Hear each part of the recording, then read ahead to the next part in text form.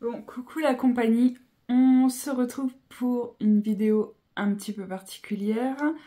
Je pense que c'est la vidéo qui est la plus difficile pour moi à tourner parce que quand on parle du futile, de mode, d'essayage, ça va très très bien. Quand on commence à creuser un petit peu et parler de moi, c'est un petit peu plus compliqué et j'ai petite mine, je suis très fatiguée parce que les nuits sont très très courtes. Je me suis pris mon petit café, j'ai pris mes notes que j'ai préparées il y a plusieurs semaines maintenant puisque je dois vous faire cette vidéo depuis fin avril et que je n'arrive pas. Donc là, voilà, demain soir, enfin mardi matin, on est dimanche après-midi. Mardi matin, j'entre à l'hôpital pour subir ma deuxième intervention. Je suis porteuse du gène BRCA2, d'où le titre. Je suis mutée. Pour expliquer un petit peu, ma tante du côté de mon papa a eu son premier cancer du sein il y a 12 ans. Elle a été testée et porteuse du gène BRCA2, donc ses frères et sœurs avaient le droit et étaient quand même poussés entre guillemets à faire ce test puisque c'est un gène, enfin c'est génétique et donc tout ce qui est affiliation directe peuvent être ou pas mutés. Moi, mon père ne voulait pas savoir, donc moi j'ai eu l'occasion de faire ce test. J'ai mis du temps à le faire quand même, puisque on dit toujours on va le faire, et puis plus vraiment. Hein. Et donc je regarde un petit peu mes notes. Le 28 novembre 2022, j'ai eu rendez-vous avec mon oncogénéticienne qui est au CHU de Lille, avec qui j'ai dû faire tout mon arbre généalogique avec les personnes maladies, enfin arbre généalogique, maladie, enfin toutes les personnes qui ont eu un cancer dans ma famille. Et plus particulièrement ma tata, qui est ma tante proche, enfin la sœur de mon papa, qui était aussi la marraine de ma petite sœur, que nous avons perdue il y a quelques mois, fin d'année 2023, donc c'est très récent. Donc, fin novembre 2022, je rencontre cette oncogénéticienne, je lui donne mon arbre généalogique avec les personnes concernées par cette maladie dans ma famille paternelle. Donc on fait ce rendez-vous, etc. Elle juge que forcément je peux faire ce test étant donné que mon père ne veut pas le faire. En fait, si mon père avait été porteur, j'aurais pu faire ce test. Si il ne l'avait pas été, je n'aurais pas pu faire ce test puisque je n'aurais pas pu être porteuse de ce gène de par mon père. Mon père ne voulait pas le faire, donc j'ai eu l'occasion de faire ce test qui est simplement une prise de sang qui coûte une petite fortune et c'est pour ça que c'est assez compliqué de la faire.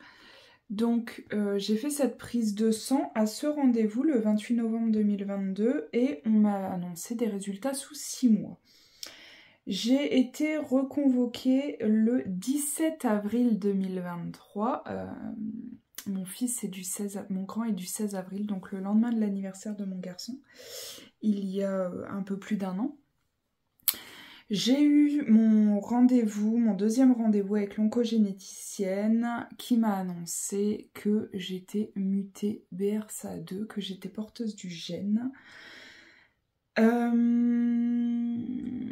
Et donc à ce rendez-vous-là, je me suis pas trop rendu compte.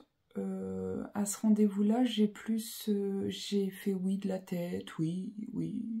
oui, ça va aller, tout sourire, etc. Et puis on parle de suivi. Je vais vous expliquer tout ça après. On parle de suivi, on parle d'opération, on parle des deux solutions en fait. Et on me renvoie faire une deuxième prise de sang pour confirmer le diagnostic qui ne peut pas être autre. En fait, si on a un négatif, il peut y avoir un faux négatif, mais pas un faux positif. Comme les tests de grossesse souvent. Et donc, je fais ma deuxième prise de sang et j'y retourne, je ne sais plus d'ailleurs. J'y suis pas retournée avec l'oncogénéticienne, j'ai reçu ma confirmation par courrier en fait. Et elle m'a appelé un coup pour me dire, oui voilà c'est confirmé, mais voilà pour ça. Alors, qu'est-ce que ça... en quoi ça consiste d'être porteuse de ce gène? Donc le gène BRCA2, parce qu'il y a le BRCA1 et le BRCA2, évidemment le 2 est plus agressif que le 1, sinon c'est pas drôle. Le pourcentage de risque qui touche le cancer du sein pour la femme, je suis à 87% de risque, donc entre 8 et 9 chances sur 10 d'avoir le cancer du sein à partir de 35 ans. J'ai eu mes 35 ans le 22 mai et on est le 9 juin. Donc voilà. Et une chance sur 2 d'avoir le cancer des ovaires à partir de 40 ans. On entre dans un protocole qui consiste à avoir un suivi tous les 6 mois. Donc, une fois, c'est une échographie pelvienne et une échographie mammaire. Et une fois, c'est l'IRM pelvienne, l'IRM mammaire. Donc, tous les 6 mois, il y a un examen avec un suivi gynécologique tous les ans, s'il n'y a rien. Voilà ce que ça fait d'être porteuse de ce gène. Au début, je me rendais pas trop compte, et puis je pense que c'est quand j'ai fait mes premières IRM mammaire et IRM pelvienne, IRM mammaire suivi d'une échographie de surveillance parce qu'ils avaient trouvé un petit quelque chose, IRM pelvienne, et là je me suis rendu compte du stress que ça comportait de faire ces examens-là tous les 6 mois. Le stress est assez important, alors que je pensais pas, parce que je me sentais en pleine santé, parce que on se dit à 35 ans on ne doit pas subir de stress de santé, etc. entre guillemets. Hein. Et puis quand j'ai fait les premiers examens, je me suis dit punaise, ça tous les 6 mois ça va être lourd quand même. Ça va être très très lourd. Et puis il y a toujours cette autre solution hein, que l'oncogénéticienne m'a exposée, c'est de faire une mastectomie bilatérale préventive. C'est-à-dire de me faire enlever la totalité de ma poitrine et de me la faire reconstruire pour enlever à peu près 95% de glandes mammaires.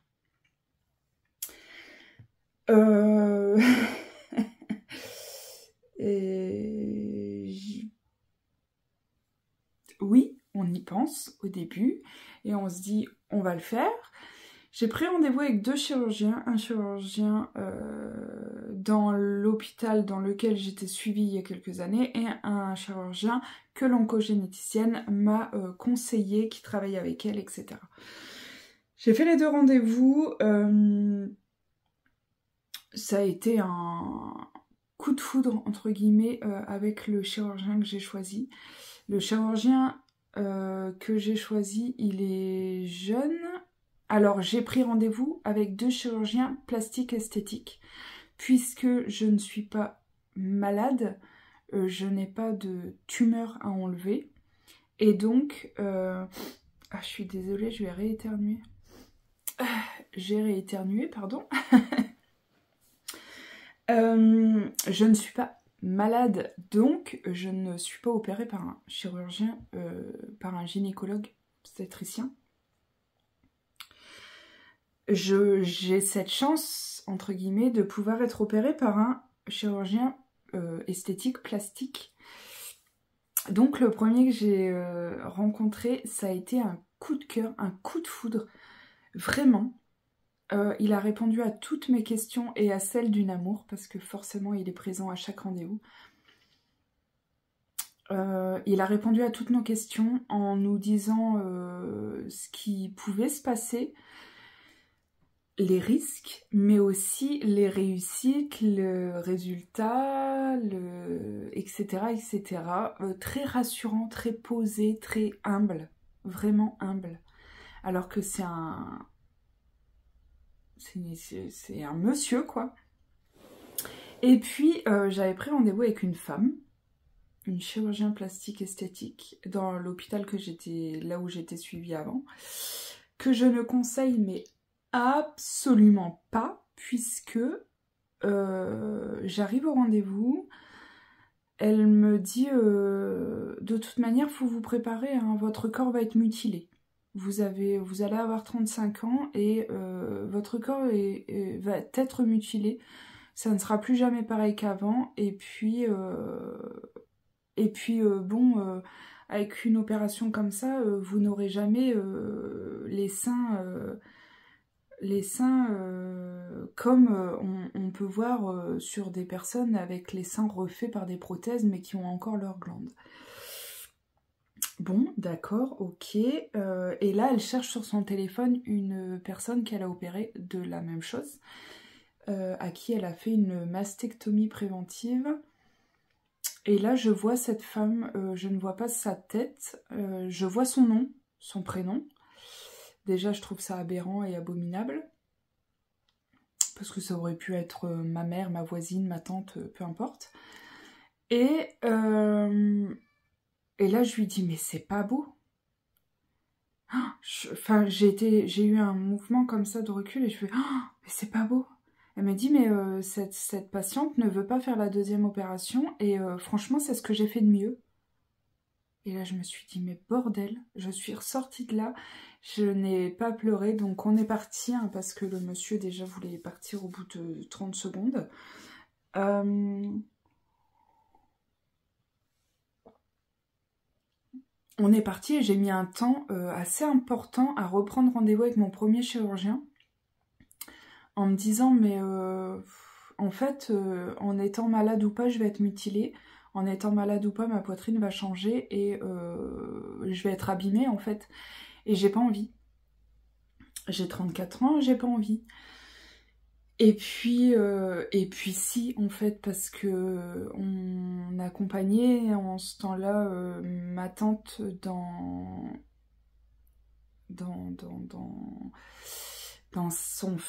sa fin de parcours. Ma tante est partie en fin d'année 2023. Moi, je n'ai pas réussi du tout à aller la voir. Je la laissais venir à la maison assez régulièrement avant qu'elle ne soit trop malade pour le faire. Puisque la dernière maladie, ça avait touché le cerveau. Et je ne voulais absolument pas aller la voir parce que... en fait, je pense que je faisais un transfert parce que j'avais peur de devenir comme elle, de me dire que j'étais porteuse du même gène qu'elle et que potentiellement à 56 ans je serais en train de finir mes jours comme elle. Et c'est abominable de se dire ça et je regrette d'un côté de ne pas l'avoir accompagnée et de ne pas avoir réussi à aller la voir, mais j'ai énormément pensé à elle, énormément. Et quand elle est partie, ça a été, entre guillemets, le déclic à me dire, mais bordel, toi, tu as la possibilité de te faire opérer, tu as la possibilité de ne pas tomber malade, en tout cas pas de ça. Tu as la possibilité d'anticiper, et demande-toi si elle avait eu l'occasion, si elle l'avait fait, quoi. Forcément, oui. Oui, je pense qu'elle l'aurait fait parce que c'était une battante de ouf. Et en fait, pour toutes les femmes qui n'ont pas le choix, pour toutes les femmes qui n'ont pas la chance, j'aime pas ce terme-là, je sais que ma copine va me regarder, et on parlait justement de chance il y a quelques jours au resto, toutes les deux. J'appelle pas ça une chance, parce que ceux qui ont de la chance n'ont pas tous ces soucis-là, mais j'ai le pouvoir d'anticiper. J'ai le pouvoir, je suis désolée avec la luminosité là, j'ai le pouvoir de prendre la décision de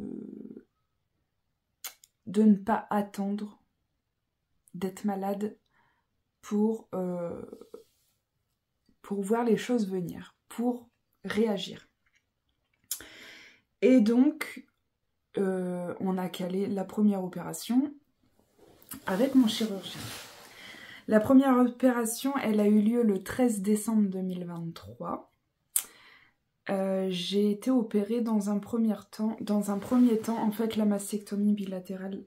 Alors, c'est mastectomie prophylactique bilatérale, préventive. Voilà le terme exact. Donc, il y a 3 opérations pour ça. La première opération que j'ai subie le 13 décembre 2023, qui consiste à... vous avez la glande, vous avez le muscle, vous passez une prothèse plate entre ces deux trucs. Vous passez une prothèse plate qui consiste à couper, à interrompre tout ce qui est liaison nerveuse, liaison sanguine, etc. En fait, c'est pour ne pas choquer le corps en une seule fois, à ne plus rien avoir et à ne pas comprendre et à faire un rejet, etc., etc. De ce que je comprends, d'accord? Parce que, gros disclaimer, je ne suis pas du tout dans le médical, je ne suis pas médecin, je ne suis pas chirurgien, je parle avec mes mots de ce que j'ai compris et de ce que je subis, c'est tout. C'est tout. Donc j'ai eu cette première opération le 13 décembre.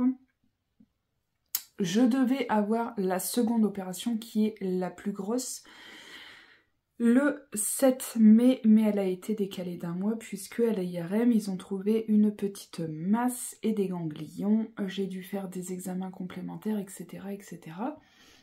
La seconde opération est prévue le 11 juin et donc mardi. À 9h, j'entre à 9h, donc je pense que je vais être opérée dans la journée. La seconde consiste à gratter, enlever toute la glande mammaire des 2 côtés en même temps et de reconstruire avec une prothèse de ma taille normale. Puisque, si vous avez compris, au mois de décembre, on m'a ajouté une prothèse plate, mais qui m'a fait prendre un bonnet de soutien-gorge, puisque on n'a rien enlevé, on a juste ajouté. Là, ma poitrine est beaucoup trop grosse, beaucoup trop grosse à mon goût, donc là, il va me remettre une prothèse comme j'avais avant. Avant, j'avais un bon bonnet C, là, on a un bon bonnet D. Donc, voilà, donc cette opération-là est un petit peu plus importante. Je vais être hospitalisée plusieurs jours, je vais avoir des drains, je vais avoir des soins à la maison et je vais avoir des ponctions sous échographie à plusieurs reprises puisque pour réguler, pour combattre, pour essayer de comprendre, le corps va dégager, va produire du liquide autour de la prothèse pour combler le vide qu'on a causé.